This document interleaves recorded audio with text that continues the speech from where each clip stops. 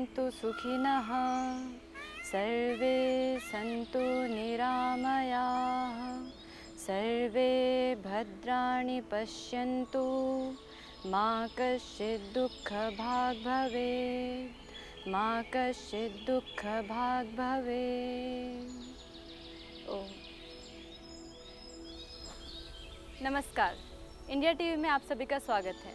मैं साध्वी देव योगिनी पतंजलि योगपीठ हरिद्वार से। आज हम आपके सामने एक नए विषय को लेकर प्रस्तुत हैं, जो कि है एनकाइलोजिंग स्पॉन्डिलाइटिस। एनकाइलोजिंग स्पॉन्डिलाइटिस एक स्पाइन यानी कि रीढ़ की हड्डी से जुड़ी बीमारी है, जो कि आजकल कम उम्र के लोगों में भी होने लग गई है, जिसमें कि सामान्यतः हम जानते हैं कि व्यक्ति की रीढ़ की हड्डी की शेप हल्की सी एस के टाइप में कर्व होती है, पर जब वो हमारे पोस्चर की वजह से या किसी भी और कारण से वो हल्की सी इस प्रकार से झुकने लग जाती हैं, तो उससे हमें कई प्रकार की और समस्याएं होने लगती हैं। जैसे कि आपकी चेस्ट एक्सपेंशन कम हो जाती है, आपके फेफड़े अच्छे प्रकार से कार्य करना बंद कर देते हैं, आपको श्वास लेने में समस्या होने लगती है। तो इस बीमारी के बारे में आज हम जानेंगे, इसके लिए कौन कौन से आसन करने चाहिए, किस प्रकार के प्राणायाम से ये ठीक हो सकता है, प्राकृतिक चिकित्सा में इसके समाधान, पंचकर्मा, षटकर्मा और आयुर्वेदिक समाधान। आइए हम शुरू करते हैं एनकाइलोजिंग स्पॉन्डिलाइटिस के लिए किए जाने वाले आसनों से। सबसे पहले हम करेंगे लेट के किए जाने वाले आसन, पीठ के बल। धीरे धीरे पैरों को दंडासन में फैलाते हुए धीरे धीरे पीछे लेट जाएं। सर्वप्रथम हम लेटकर करेंगे मर्कटासन के अभ्यास। मर्कटासन के 3 अभ्यास हैं, जिसके लिए आप धीरे धीरे पहले घुटनों से पैरों को मोड़कर दोनों पैरों को खड़ा कर लें। फिर उसके बाद दोनों हाथों को ऊपर मिलाएं, वहाँ से पार्श्व भागों में फैलाते हुए 180 डिग्री पे खोल लें। फिर दोनों घुटनों को धीरे धीरे दाहिनी तरफ ले जाते हुए गर्दन को बाईं तरफ घुमा लें।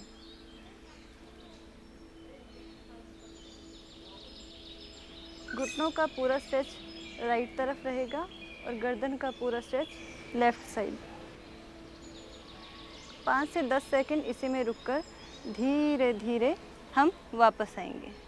फिर इसी तरह हम दूसरी तरफ भी करेंगे।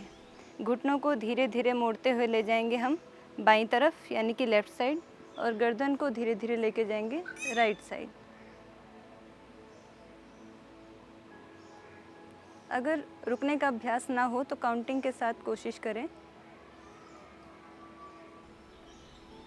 धीरे धीरे शरीर के जिस हिस्से में अकड़न हो, दर्द हो, उस पर ध्यान देते हुए 10 सेकंड तक रुककर धीरे धीरे वापस आ जाएं। इसी प्रकार 2-3 बार मर्कटासन के प्रथम अभ्यास की प्रैक्टिस करें। फिर उसके बाद मर्कटासन का दूसरा अभ्यास है, हाथ इसी प्रकार 180 डिग्री में खुले रहेंगे। दोनों पैरों को अंतर पे कर लेंगे, दोनों पैरों में कुछ इंचेस का डिफरेंस। उसके बाद घुटनों को धीरे धीरे राइट साइड ले जाते हुए और गर्दन को लेफ़्ट साइड लेके जाएंगे। आपके लेफ़्ट पैर का घुटना राइट पैर की एड़ी से टच रहेगा। कोशिश करें कि आपके दोनों पैरों के घुटने ज़मीन पर टिके रहें।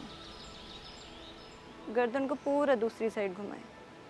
अगर कमर में या कंधों में या स्पाइन के किसी भी हिस्से में अधिक जकड़न हो तो घुटनों को आप प्रयासपूर्वक धीरे धीरे धरती से लगा सकते हैं। 5 से 10 सेकंड तक रुकते हुए आराम से वापस नॉर्मल स्थिति में। फिर इसी प्रकार दूसरी तरफ भी यही अभ्यास करेंगे। काउंटिंग के साथ भी कर सकते हैं, 1 2 3 4 5 वापस। फिर इसके बाद हम करेंगे मर्कटासन का तीसरा अभ्यास। दोनों पैरों को सीधा कर लेंगे, हाथ आपके उसी प्रकार खुले रहेंगे। पहले राइट लेग को ऊपर उठाएं 90 डिग्री पे। जिनको दर्द अधिक हो, समस्या अधिक हो, वो आराम आराम से करें, किसी भी अभ्यास को ज़बरदस्ती ना करें। पैर को धीरे धीरे लेफ़्ट साइड लेके जाएं और लेफ़्ट हाथ से पकड़ने की कोशिश करें। दूसरा पैर यथासंभव सीधा। गर्दन आपकी राइट साइड। आंखें बंद भी रख सकते हैं, खुली भी। अगर आंखें खुली हैं तो राइट हैंड की हथेली की तरफ रखें। दोनों घुटने जितना हो सके उतना सीधा रखने की कोशिश करें। धीरे धीरे ऊपर लाते हुए वापस। फिर इसी प्रकार लेफ़्ट पैर को उठाएंगे 90 डिग्री पे, फिर धीरे धीरे पैर को लेके जाएंगे राइट साइड और गर्दन को लेके जाएंगे लेफ़्ट साइड। अगर आंखें खुली हैं तो फिर वही हथेली की तरफ दृष्टि रखेंगे। वापस। अधिक दर्द की अवस्था में ज़रूरी नहीं कि आप उसे ऊपर उठाएं, पहले सामान्य नीचे से ही पैर को इस प्रकार ले जा सकते हैं, दोनों पैर इसी प्रकार। ये हुआ मरकट आसन के 3 अभ्यास। इसके अलावा आप मरकट आसन में ही अतिरिक्त अभ्यास जोड़ सकते हैं, जैसे कि आप दोनों पैरों को घुटनों से मोड़ें, उसे उठाकर छाती से लगा लें, फिर एक तरफ घुटनों को करके दूसरी तरफ गर्दन को कर लें। 1 2 3 4 5। वापस इसी प्रकार दूसरी तरफ 1 2 3 4 5। वापस। इसी में एक और एडिशनल प्रैक्टिस है जिसमें आप पैर को पैर से क्रॉस करके रखेंगे, राइट को लेफ़्ट के ऊपर रख लें और अंदर फंसा दें, जिस प्रकार गरुड़ासन करते हैं। फिर पैरों को धीरे धीरे लेफ़्ट साइड में लेके जाएं और गर्दन राइट साइड पे कर दें। जब समस्या की प्रारंभिक स्थिति हो तो आप इसे कर सकते हैं, क्योंकि समस्या जब अधिक बढ़ जाती है तो फ्लेक्सिबिलिटी कम हो जाती है। व्यक्ति की करने की क्षमता, किसी भी कार्य को करने की क्षमता कम हो जाती है जब वो किसी समस्या में होता है। तो जब किसी बीमारी का प्रारंभिक अवस्था का पता चले तो उसी टाइम उसे ठीक करने के लिए, उसमें सुधार लाने के लिए, उसे वापस वैसा ही करने के लिए योगाभ्यास शुरू कर दें। वापस पैरों को धीरे धीरे खोलेंगे, फिर उसी प्रकार से दूसरे पैर से गरुड़ासन के जैसे पैर को पैर में फंसा लें और अपोजिट डायरेक्शन में पैरों को ले जाएं। 1 2 3 4 5। वापस पैरों को खोलते हुए धीरे धीरे सहजता से नीचे कर लेंगे। दोनों हाथों को पार्श्व भागों से वापस।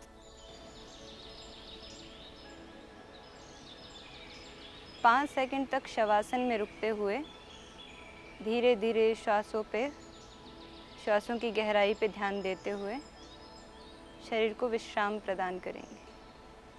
आइए अब हम इसके बाद करेंगे पेट के बल एंकाइलोजिंग स्पॉन्डिलाइटिस के लिए किए जाने वाले आसन। तो हम धीरे धीरे पैरों को फैलाते हुए साइड में ले जाएंगे और पेट के बल लेट जाएंगे। सर्वप्रथम हम शरीर को विश्राम देने के लिए करेंगे मकर आसन। मकर आसन के प्रथम भाग के लिए अपने दोनों पैरों को एड़ियां अंदर की तरफ लाते हुए पंजों को बाहर की तरफ कर लेंगे और हाथों को पार्श्व भागों से उठाकर धीरे धीरे माथे के नीचे ले आएंगे। इस समय आप पूरा ध्यान अपने स्पाइन के हर हिस्से पर रखेंगे।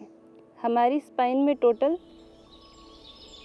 31 वर्टिब्रास होते हैं, जिसमें सबसे ऊपर सर्वाइकल, लंबर, सैक्रल आदि होते हैं। तो उसके लिए आप क्या करेंगे, धीरे धीरे पूरे स्पाइन में ध्यान देते हुए दर्द को रिलैक्स करने की कोशिश करेंगे। हमारी स्पाइन में नीचे कमर का हिस्सा जो होता है वहाँ पे सब नस नाड़ियों का केंद्र होता है, तो वहीं पे हम ध्यान देंगे और उसको रिलैक्स होता हुआ महसूस करेंगे। उसके बाद आइए हम करते हैं मकर आसन का द्वितीय अभ्यास। धीरे धीरे पैरों को वापस वैसे ही ले आएंगे। सामने से गर्दन को हल्का सा उठाते हुए दोनों हाथों की कोहनियाँ ज़मीन पे टिकाकर और गालों को हथेलियों में ले लेंगे। यदि रोग की गंभीर अवस्था हो तो धीरे धीरे एक एक पैर से उसे उठाकर नितंबों के साथ लगाएं। यदि रोग की प्रारंभिक अवस्था है तो आप दोनों पैरों से भी कर सकते हैं। इसी प्रकार और कुछ रिलैक्स करने के लिए आप इसको दाईं तरफ बाईं तरफ भी घुमा सकते हैं, दोनों पैरों से एक साथ एक एक पैर से। ये आपके हैं रिलैक्सेशन के लिए अभ्यास। अब हम उस रोग को सही करने के लिए अगला अभ्यास करेंगे भुजंगासन। भुजंगासन के कुल 3 अभ्यास होते हैं। सबसे पहला अभ्यास हम करेंगे, हथेलियों को इस प्रकार पार्श्व भागों में रख लें। सामने से धीरे धीरे श्वास लेते हुए उठेंगे। नाभि तक अपने आप को उठाकर कुछ सेकंड रुकेंगे।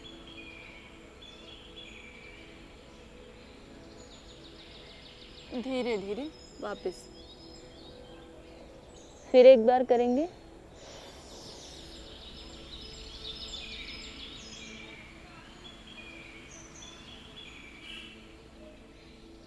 एक अभ्यास में कम से कम 5 से 10 सेकंड रुकना आवश्यक है।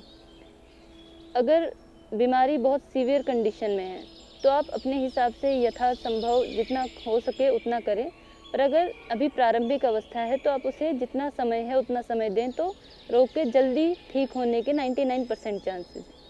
अब हम करेंगे भुजंगासन का दूसरा अभ्यास। भुजंगासन के दूसरे अभ्यास में दोनों हाथों को इस प्रकार रखेंगे, बाईं हथेली पर दाहिनी हथेली, और धीरे धीरे श्वास लेते हुए ऊपर उठेंगे। पैर या तो आपके समानांतर में रहेंगे या तो फिर आप दोनों पैरों को मिला के रखेंगे। धीरे धीरे श्वास लेते हुए ऊपर उठें।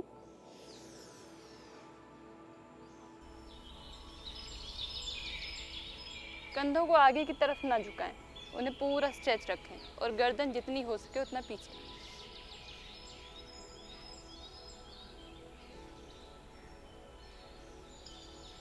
वापस एक बार और करेंगे।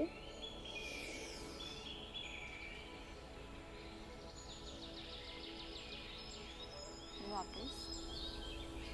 अब हम जानेंगे भुजंगासन का तृतीय अभ्यास। दोनों हाथों को वापस छाती के अगल बगल में ले आएं। दोनों पैरों में अंतर कर लें, 3-4 इंच का अंतर। धीरे धीरे श्वास लेते हुए ऊपर उठेंगे। गर्दन को बाईं ओर से ले जाते हुए पीछे देखकर दाहिने पैर की ओर देखें। इस आसन के अभ्यास से एंकाइलोजिंग स्पॉन्डिलाइटिस में स्पाइन के ठीक होने के साथ साथ नाभि का डिगना, मोटापा, कमर दर्द आदि कई समस्याएं ठीक होती हैं। धीरे धीरे वापस आएंगे। दूसरी तरफ से श्वास भरते हुए राइट साइड से पीछे मुड़ते हुए लेफ्ट पैर की एड़ी को देखेंगे। कमर को जितना अधिक हो सके उतना ट्विस्ट करें। इस समय आपका पूरा ध्यान फोकस रहेगा आपके स्पाइन पे। आप जिस रोग की अवस्था में हो उस रोग में योग, प्राणायाम, ध्यान करते हुए उसी अंग पे ध्यान देंगे तो रोग उतना ही जल्दी ठीक होता है। धीरे धीरे वापस आएंगे। पैर वापस बीच में मिले हुए, हाथ फिर से पार्श्व भागों में। अब हम करेंगे अगला अभ्यास जिसका नाम है शलभासन। शलभासन करने के लिए दोनों हाथों को हथेलियां ऊपर की तरफ करते हुए जंघाओं के नीचे रख लें। पहले करेंगे हम एक पैर से। धीरे धीरे श्वास लेते हुए राइट पैर को ऊपर उठाएंगे।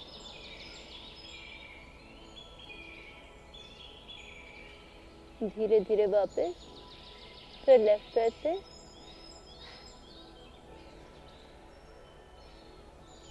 फिर दोनों पैरों से एक साथ।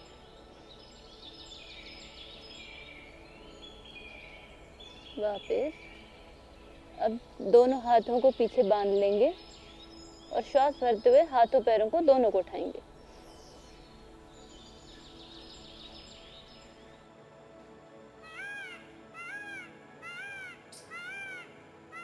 वापस। अब लेफ्ट हाथ को कमर पे रखते हुए राइट हैंड को आगे करें। अब धीरे धीरे यहीं से राइट हैंड जैसे जैसे ऊपर उठेगा वैसे ही लेफ्ट पैर को साथ में ऊपर उठाएं।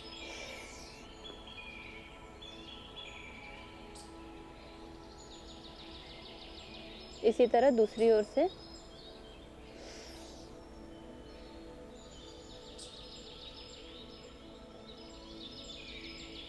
वापस। अब दोनों हाथों को पार्श्व भागों में रखेंगे। एक बार फिर से हाथों और पैरों को दोनों तरफ से उठाएंगे। कुछ देर रोकने की कोशिश करें।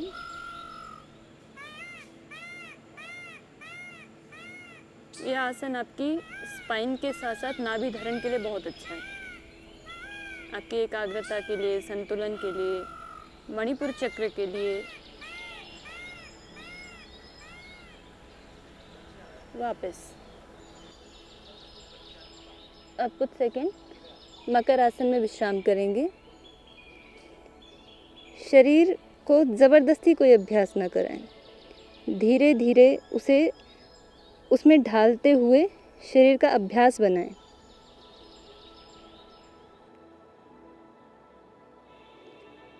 अब हम करेंगे बैठ के किए जाने वाले अभ्यास। तो धीरे धीरे उठें, एकदम झटके से ना उठें। धीरे धीरे उठकर वापस बैठेंगे। कुछ देर के लिए शशकासन कर लें। वज्रासन में बैठकर सामने झुकते हुए दोनों हाथ सामने जितने आप आगे खींच सकते हैं उतना आगे खींच कर रखें और माथा ज़मीन पर टिका कर रखें। शरीर को रिलैक्स छोड़ दें।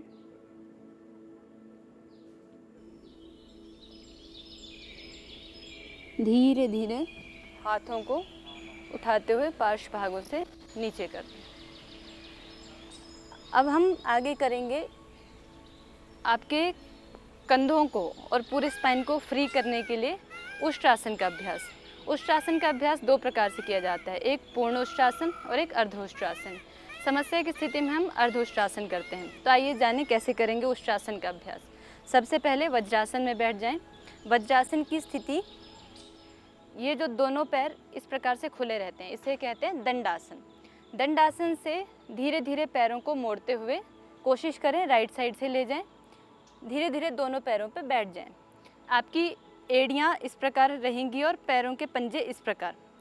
आप चाहें तो दोनों पैर इस प्रकार भी रख सकते हैं। ये हुई वज्रासन की स्थिति। अब वज्रासन की स्थिति से हम धीरे धीरे उठेंगे घुटनों के बल। आप पैर इस प्रकार भी रख सकते हैं जिसमें एड़ियाँ उठी हुई रहें, या फिर आप पैर नीचे भी रख सकते हैं जिसमें एड़ियाँ और पंजे आपके दोनों नीचे हैं। हम धीरे धीरे सरलता के लिए अभ्यास करेंगे। पहले एड़ियाँ उठी हुई, हम राइट हैंड को धीरे धीरे पीछे ले जाते हुए राइट पैर की एड़ी को पकड़ लें। फिर इसी प्रकार लेफ़्ट हाथ को पीछे ले जाते हुए लेफ़्ट पैर की एड़ी को पकड़ें और यथासंभव पीछे झुकने की कोशिश करें।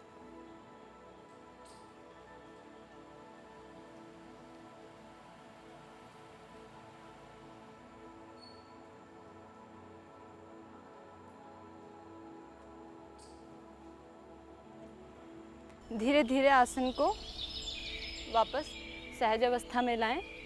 इस आसन का अभ्यास कम से कम 5 से 10 सेकंड तक रुक के करें। इसके बाद हम करेंगे अर्धचंद्रासन का अभ्यास। अर्धचंद्रासन के लिए पुनः हम वज्रासन से घुटनों के बल खड़े होंगे। दोनों हाथों को सामने लेकर इस प्रकार रखेंगे, बायां हाथ नीचे और दाहिना हाथ ऊपर, और धीरे धीरे पीछे झुकेंगे। किसी को यदि वर्टिगो, चक्कर आने की या सर दर्द, माइग्रेन आदि की स्थिति हो, समस्या हो, तो वो आंखें खुली रखें और यदि चक्कर आने लगे तो वापस आ जाएं, ज़बरदस्ती ना करें।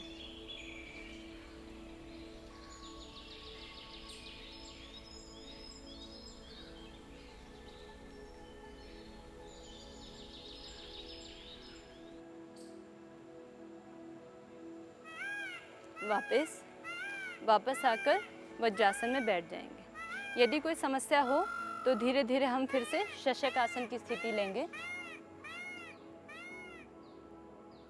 शशकासन की स्थिति में 5 से 10 सेकंड रुकते हुए पुनः वापस आएंगे।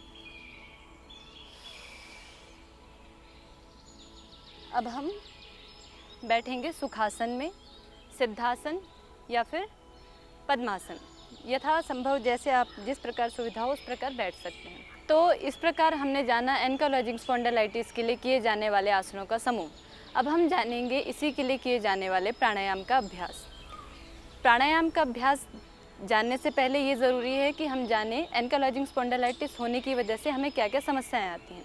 जैसे कि आपको पहले बताया गया, जब हमारी स्पाइन की शेप नॉर्मल की बजाय इस प्रकार कर्व होने लग जाती है, हम यूँ झुकने लग जाते हैं, तो उससे हमारी चेस्ट एक्सपेंशन कम हो जाती है, हमारे फेफड़ों में समस्या आने लगती है, श्वास लेने में समस्या होने लगती है। और ये इसका सबसे मुख्य कारण है हमारा गलत तरीके से बैठना, हमारा रॉन्ग पोस्चर। मैक्सिमम लोग आजकल किस प्रकार बैठते हैं, यूँ झुक कर बैठेंगे, हाथ भी इस प्रकार से रखेंगे।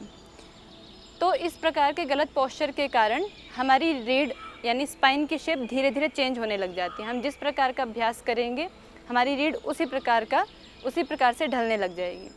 तो हमारी रीढ़ की हड्डी के लिए सबसे अच्छा प्राणायाम है भस्त्रिका। क्योंकि भस्त्रिका से हम जितनी ऑक्सीजन अधिक से अधिक अंदर लेंगे उतने हमारे मांसपेशियों में, हड्डियों में जितनी पर्याप्त उनको ऑक्सीजन मिलेगी उतना वो स्वस्थ रहेंगे। स्वस्थ रहेंगे तो हम उतने ही चुस्त रहेंगे। जितनी हम में स्फूर्ति रहेगी उतना हम एक्टिव रहेंगे। एक्टिव रहेंगे तो हमारी स्पाइन खराब होने की बजाय स्वस्थ रहेगी। तो आइए हम जानते हैं भस्त्रिका प्राणायाम का अभ्यास किस प्रकार करते हैं।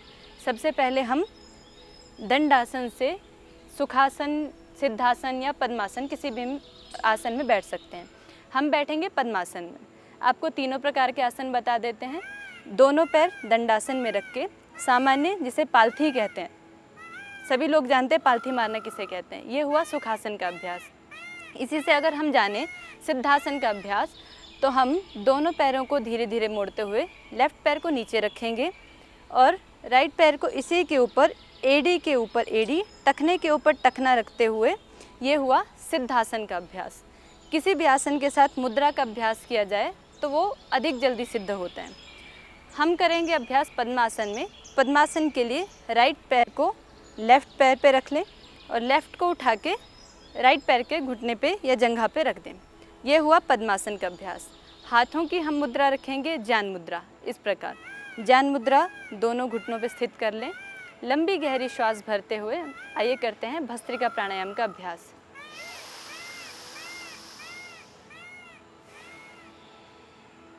पाँच से 10 सेकंड श्वास लेने में, जिसे कहते हैं पूरक। 5 से 10 सेकंड श्वास छोड़ने में, जिसे कहते हैं रेचक। फिर से करेंगे।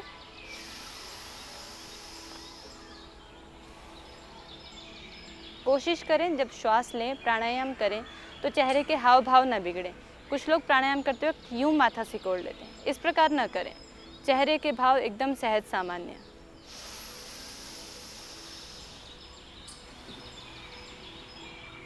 इसी को मध्यम गति या तीव्र गति से भी कर सकते हैं। यदि सामर्थ्य कुछ अधिक हो तो मध्यम गति से करें।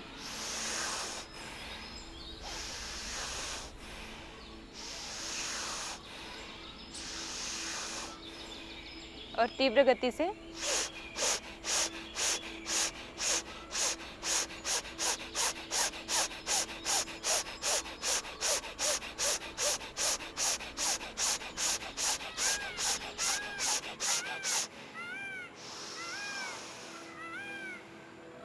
पाँच से 10 मिनट प्राणायाम का अभ्यास करने के बाद 3 बार सामान्य श्वास लें।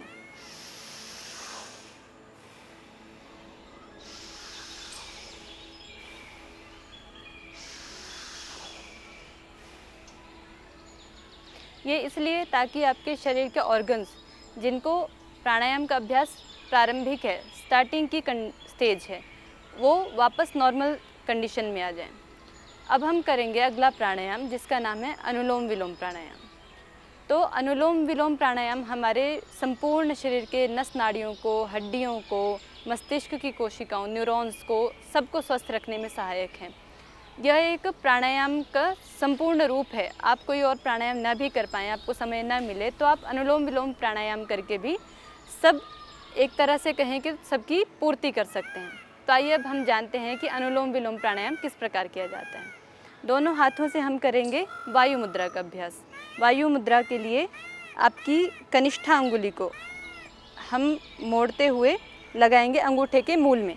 ये अंगूठे का मूल भाग, यहाँ पे हम कनिष्ठा अंगुली को मोड़ते हुए लगाएंगे। दोनों हाथों से इसी प्रकार वायु मुद्रा का अभ्यास करते हुए लेफ़्ट हैंड को हम रखेंगे घुटने पे और राइट हैंड से अंगूठे से हम राइट नॉस्ट्रल को बंद करते हुए लेफ़्ट नॉस्ट्रल से इनहेल करेंगे।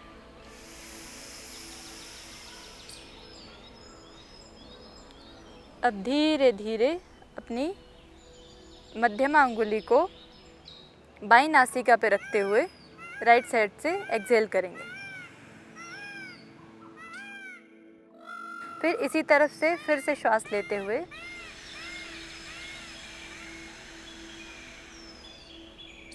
लेफ्ट साइड से फिर से एक्सहेल करेंगे। Inhale, exhale, inhale, exhale.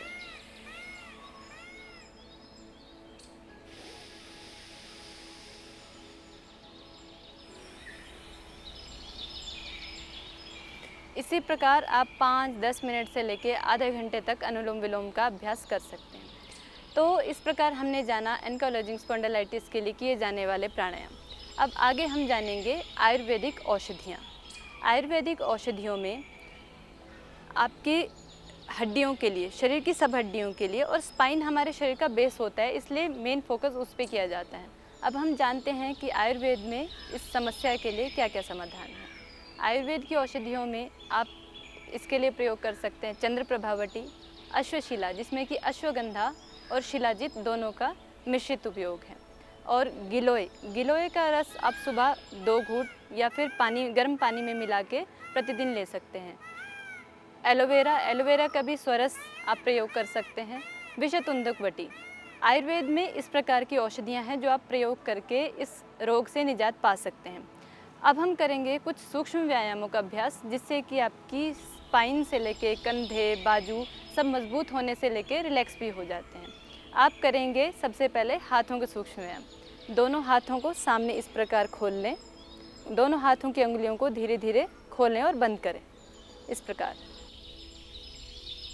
श्वासों के साथ।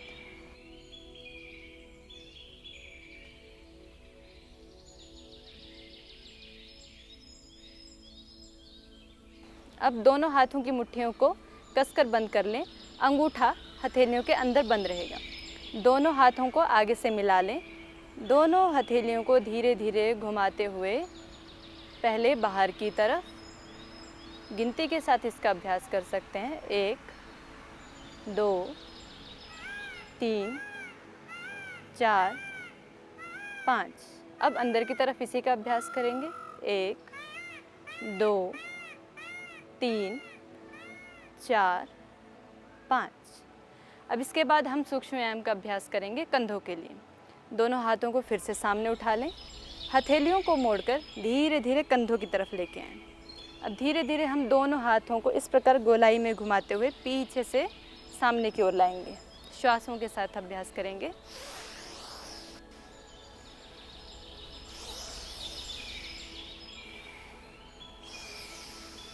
इसी प्रकार पीछे की तरफ भी करेंगे।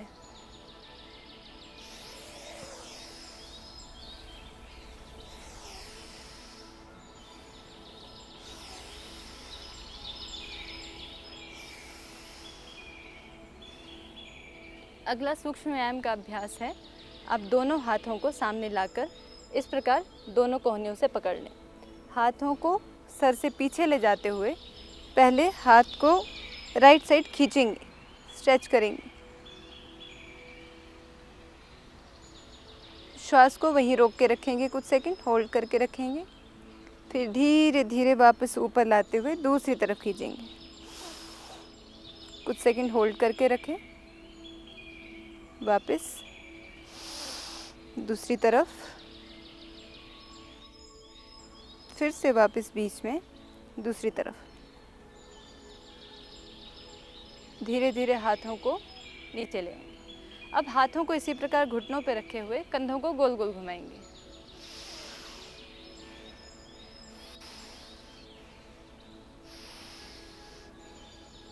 दूसरी तरफ।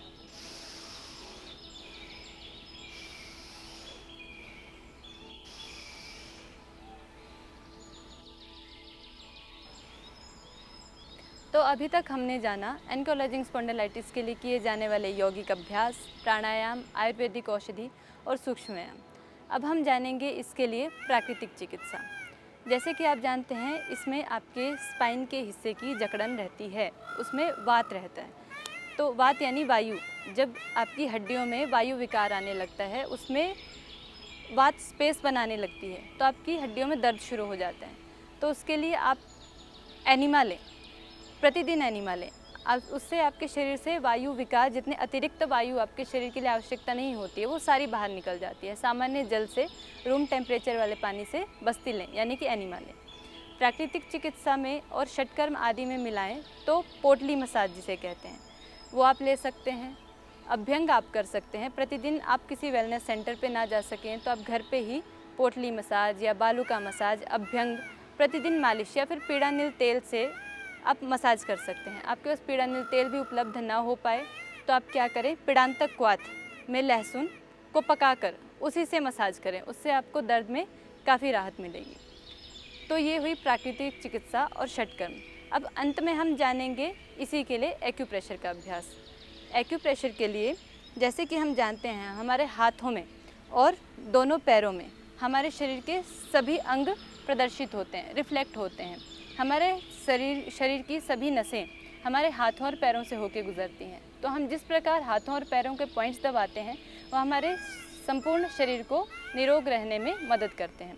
तो हम जानेंगे पहले हाथों में किए जाने वाले एक्यूप्रेशर पॉइंट। आप देख सकते हैं जैसे कि हमारे हाथ में ये वाला पॉइंट जो होता है, आपकी कनिष्ठ अंगुली में ये वाला पॉइंट, इसके सेंटर में बीच वाली मेन पोर के ज़रा सा ऊपर, इस पे आप दबाएं। आपकी कनिष्ठा और अंगुली के दोनों के टिप से मिला के आप ऊपर से भी दबा सकते हैं, इस प्रकार साइड से धीरे धीरे दबाएं। इसी प्रकार इस अंगुली के, ये जो आपकी मिडल फिंगर है, मिडल फिंगर के सेंटर वाला पॉइंट, एकदम जोड़ का जो पॉइंट है, इसे दबाएं। पार्श्व भागों से भी दबा सकते हैं और इसी में इसका ऊपर वाला पर्व यानी पौर, उसमें भी दबाएं। और आप इसके लिए कमर के पॉइंट जो कि इस यहाँ पे रहते हैं, ये भी दबा सकते हैं। ये आपकी अंगुली और अंगूठे के बीच का जो भाग है, यहाँ से शुरू करके नीचे तक, इस प्रकार कम से कम 5 मिनट या 2 से 3 मिनट इसी प्रकार दबाएं, धीरे धीरे, अधिक जोर ना दें। और इसी के लिए अगर हाथ को इस प्रकार रखें तो यहाँ से अंदर की तरफ 1 2 3 4 5, 1 2 3 4 5, दोनों हाथों में इसी प्रकार से आप दबा सकते हैं। इसी प्रकार हम अगर पैरों में जाने, पैरों के लिए इसका अभ्यास, तो ये जो आपके पॉइंट होते हैं पैरों में, ये वाला पॉइंट और ये वाला पॉइंट, आप दर्द की अधिक अवस्था हो तो कुछ आसन प्राणायाम ना भी कर पाएँ तो आप एक्यूप्रेशर पॉइंट दबाकर इसका लाभ पा सकते हैं। इस प्रकार यहाँ पर कम से कम 10 बार दबाएं एक पॉइंट पर, या फिर एक ही स्थान पर दबाकर आप सर्कुलर मसाज भी कर सकते हैं। 1 2 3 4 5, और इसी से थोड़ा सा पीछे यहाँ पर 1 2 3 4 5। तो इस प्रकार हमने जाना कि एनकालोजिंग स्पॉन्डिलाइटिस का समग्र सर्वांगीण उपाय, निरोध के उपाय क्या क्या हैं। इसी प्रकार हम अगली बार फिर से आपके सामने प्रस्तुत होंगे एक नए विषय को लेकर। आज के लिए इतना ही। धन्यवाद। देखते रहिए इंडिया टीवी। नमस्कार।